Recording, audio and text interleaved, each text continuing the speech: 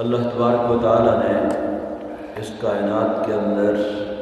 اپنی قدرت کی بے شمار نشانیاں جو رکھی ہیں ان کی طرف توجہ دلائی جا رہی ہے کہ جن چیزوں کو انسان معمول سمجھ کر روزانہ دیکھتا رہتا ہے لیکن بہت کم ہی ان پر غور و فکر کرتا ہے، سوچ و بچار کرتا ہے، تدبر نہیں کرتا ان چیزوں پہ۔ اگر تھوڑا سا غور و فکر کرے تو اللہ تبارک و تعالیٰ کی وحدانیت کی گواہی دیتی ہوئی یہ چیزیں نظر آتی ہیں، اس کی قدرت کاملہ کی، اس کے اندر اللہ تعالیٰ کی ربوبیت کی نشانیاں نظر آتی ہیں۔ تو اس کائنات کے اندر رنگ برنگ کی مختلف چیزیں جو انسان کے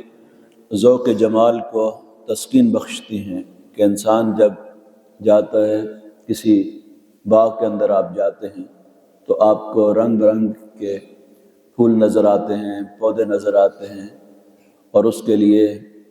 آپ جو ہے وہ اس سے کتنا خوشی محسوس ہوتی ہے، انسان کو کتنی لذت محسوس ہوتی ہے۔ تو اللہ تبارک و تعالیٰ نے یہ چیزیں جو پیدا کی ہیں ان پر اللہ تعالیٰ کا شکر ادا کرنا چاہیے۔ نعمتیں ہیں اللہ تعالیٰ کی، بے پناہ نعمتیں اللہ تعالیٰ نے پیدا کی ہیں جن کا ذکر یہاں پہ کیا گیا ہے۔ آسمانوں کی تخلیق سے لے کر مختلف جانوروں کی پیدائش کا ذکر کیا گیا، انسان کی تخلیق کا ذکر کیا گیا، اور مختلف قسم کے پھلوں کا ذکر کیا گیا۔ پھر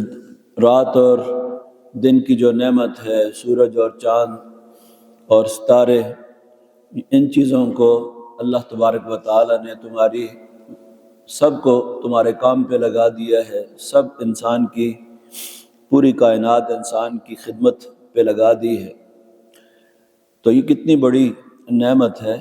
کہ انسان پھر بھی اپنے خالق کو نہ پہچان سکے، اپنے مالک کو نہ پہچان سکے، اور پھر بھی اس کا ادراک نہ کر سکے کہ تنہا اس نے اس کائنات کے اندر کس طریقے سے اس کی تخلیق کی ہے، پیدائش، اور اس کے بعد انسان کے لیے کیسی کیسی نعمتیں پیدا کی ہیں۔ وَمَا ذَرَأَ لَكُمْ فِي الْأَرْضِ، تو جو چیزیں اللہ تعالیٰ نے زمین کے اندر پیدا کی ہیں پھر ان کو پھیلا دیا زمین کے اندر، اور رنگ برنگ کی یہ مختلف چیزیں ہیں، تو ان کی طرف بھی انسان کو توجہ دلائی جا رہی ہے کہ تھوڑا سا ان کے اندر غور و فکر کرو گے تو خود بخود تمہارا سر اللہ کے سامنے جھک جائے گا، اور انسان اللہ تعالیٰ کی ان نعمتوں کے مقابلے میں شکر ادا کرتا ہے۔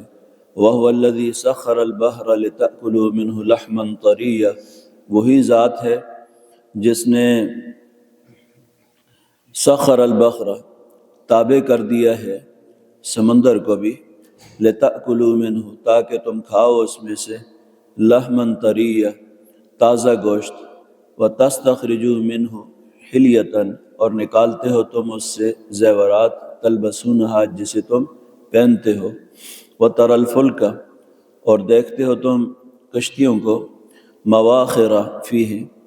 جو دریاؤں کو چیرتے ہوئے چلتی ہیں، وَلِتَبْتَغُوا مِنْ فَضْلِ اور تاکہ تم تلاش کرو اللہ تبارک و تعالیٰ کا فضل، وَلَعَلَّكُمْ تَشْكُرُونَ تاکہ تم شکر گزار ہو جاؤ۔ اب اللہ تبارک و تعالیٰ کی مزید نعمتیں، اس کے احسانات کہ جو انسان ان پر بھی بہت کم ہی غور و فکر کرتا ہے، معمول سمجھتا ہے ان ساری چیزوں کو، ان کی طرف بھی توجہ دلائی گئی ہے کہ جہاں خشکی پہ بے پناہ نعمتیں ہیں وہاں پر اللہ تعالیٰ نے سمندر جو ہے اس کو بھی انسان کو قدرت دے دی ہے کہ وہ اس پر اپنے تصرفات کر سکتا ہے، اور اس پر اس کو تابع کر دیا ہے۔ اب آپ دیکھیں سمندر کا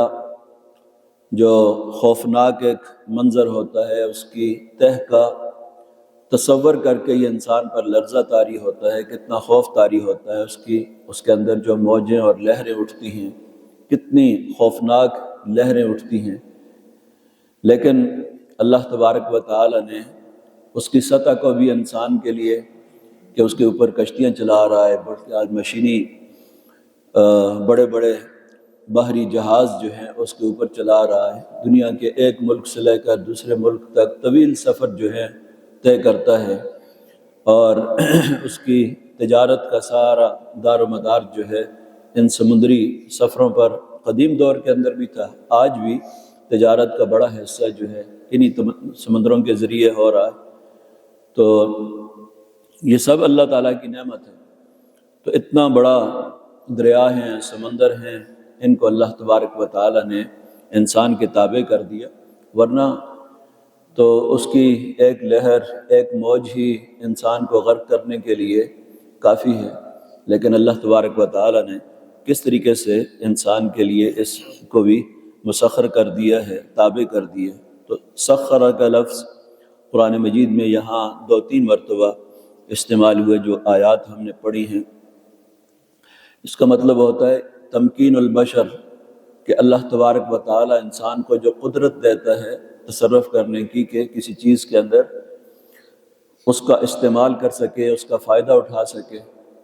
تو سمندروں سے کس طریقے سے کیسے کیسے فائدے اٹھاتے ہیں، ان میں سے پہلا فائدہ یہ ذکر کیا، لِتَأْكُلُوا مِنْهُ لَحْمًا طَرِيًّا، اس سے تازہ گوشت،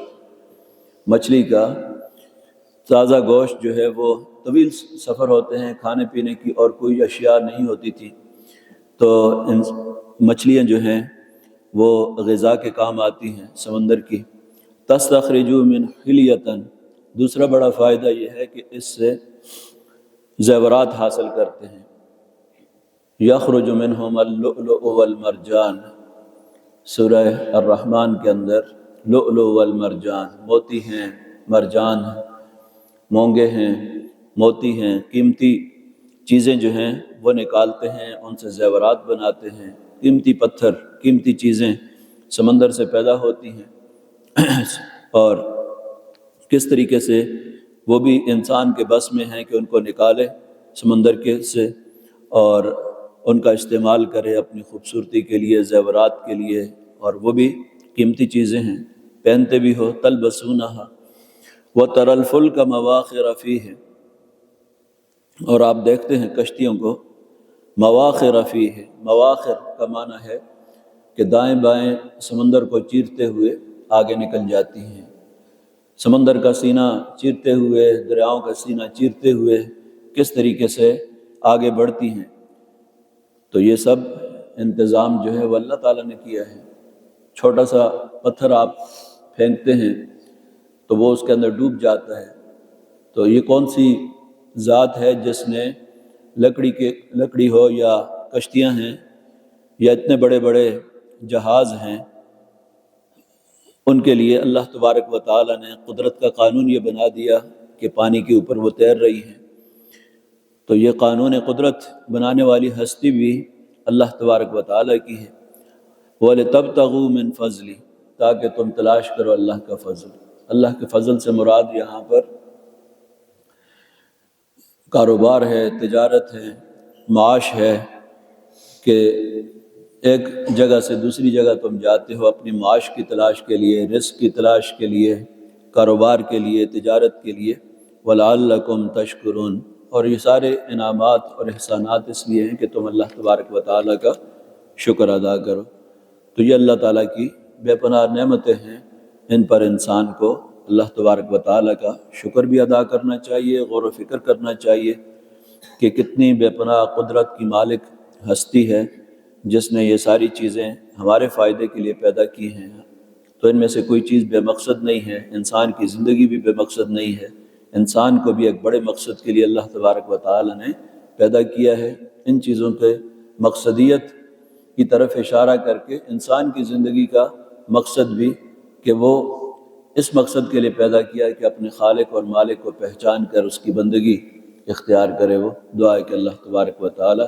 ہمیں بھی ان میں غور و فکر کرنے کی، تدبر کرنے کی توفیق عطا فرمائے۔